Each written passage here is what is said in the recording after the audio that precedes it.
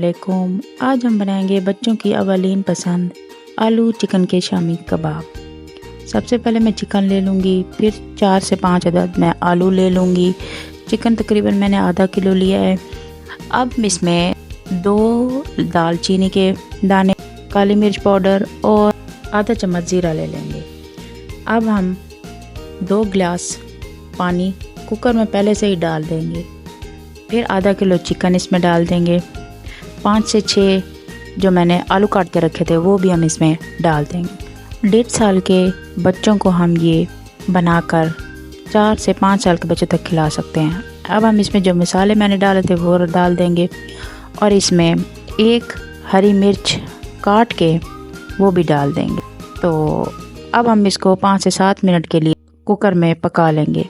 इस बात का ज़रूर ख्याल रखेंगे कि जो मसाले मैंने आपको बताए हैं सिर्फ वही ऐड कीजिएगा इसमें।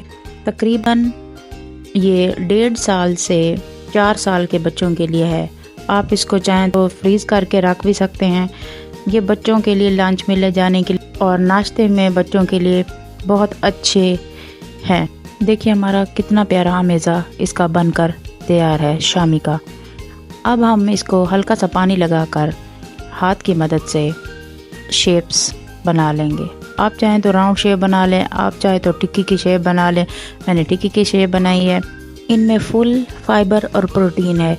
ये बच्चों के लिए बहुत ग़िज़ायत से भरपूर है। अब हम तवे पर तेल डालकर इनको पका लेंगे। देखिए बच्चों के हर दिल पसंद शामी कबाब बनकर तैयार।